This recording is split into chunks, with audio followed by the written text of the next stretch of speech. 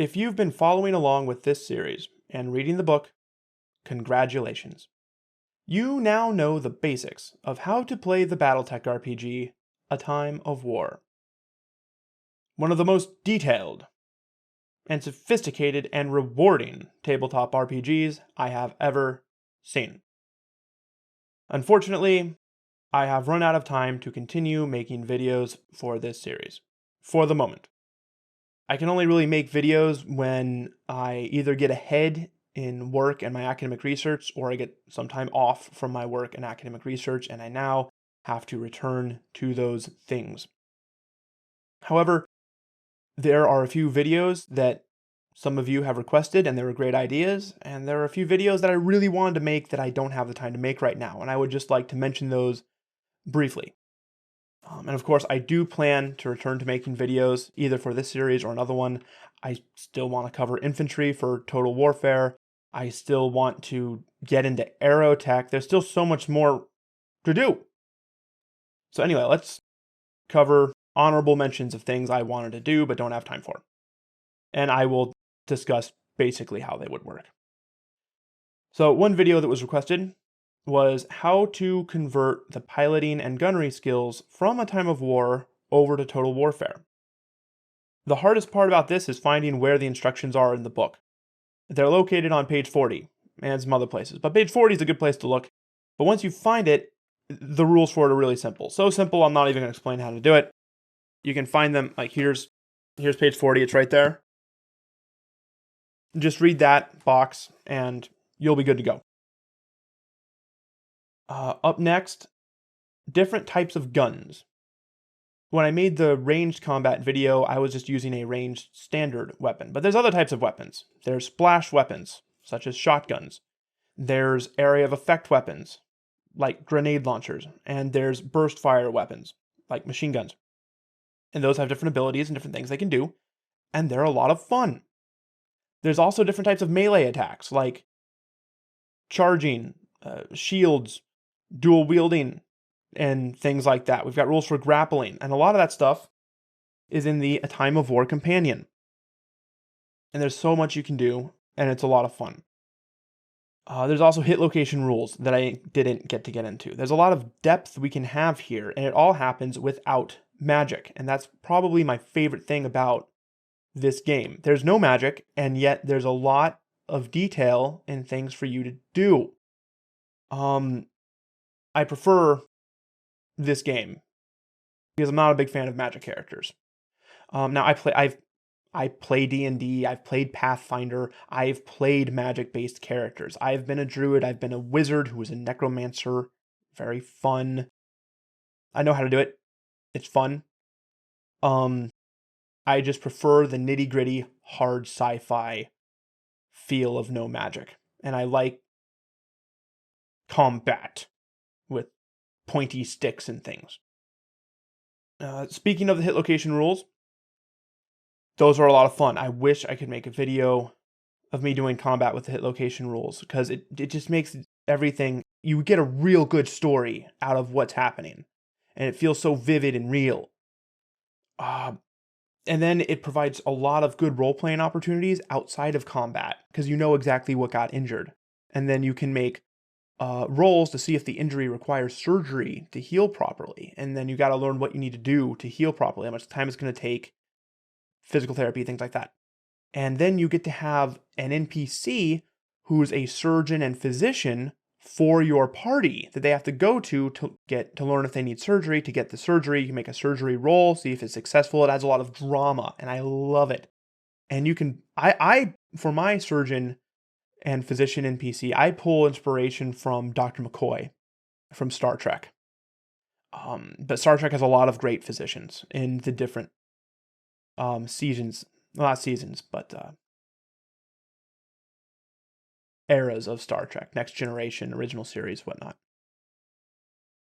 For example, I created a surgeon for the group who always wanted to push unnecessary surgeries onto the player characters. And he would want to push necessary ones as well, but he would push unnecessary ones. And I wouldn't tell the players which ones were necessary and which ones weren't. The players had to figure that out for themselves, and they had to consent to the surgery, and it was so much fun. For example, players were about to go to a new planet, and the surgeon went up to the players and said, "Your bodies are not ready. They're not ready. The sun is too bright on this planet, and the air has too many allergens, and you just won't survive. You won't make it. The locals, they're adapted. They're fine. You're not. You're not.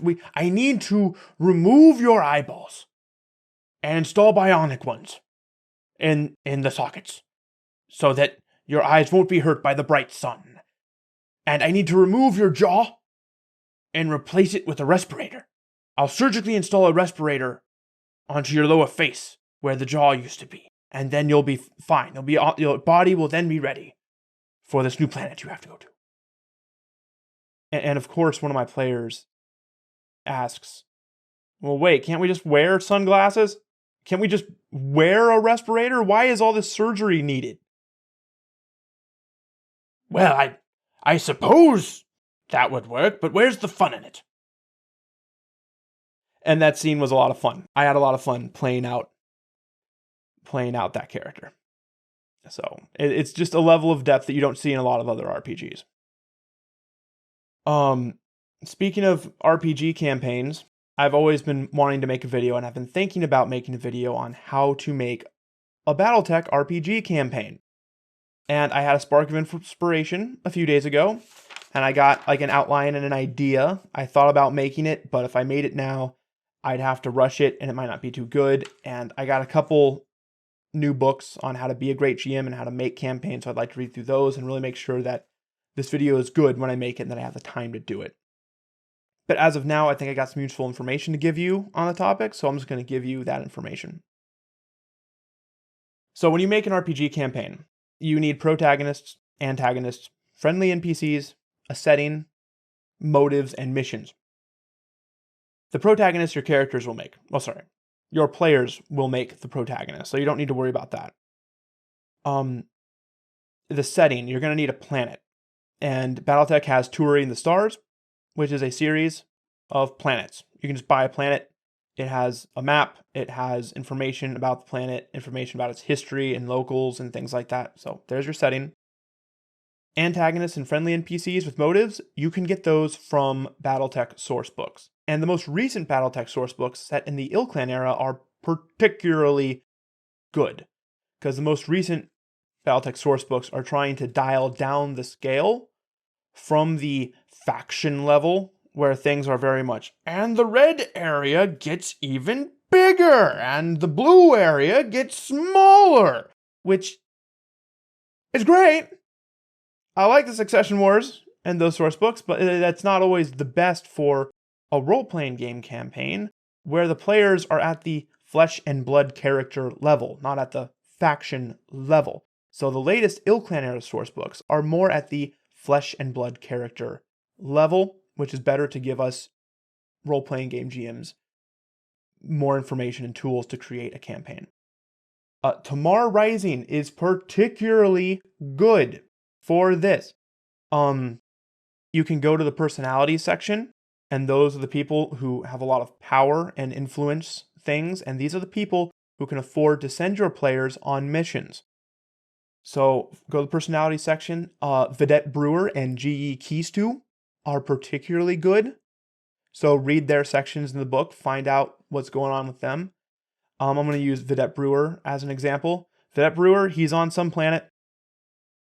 Go find a Touring the Stars planet you like, rename it whatever planet Vedette Brewer's on, and then take Vedette Brewer's situation. He's got some people he doesn't like, he's got some people he does like, he's got some work that needs done that the players can do. Then go to the Time of War companion, where there's a bunch of adventure seeds, and pick some adventure seeds that fit Vedette Brewer's situation.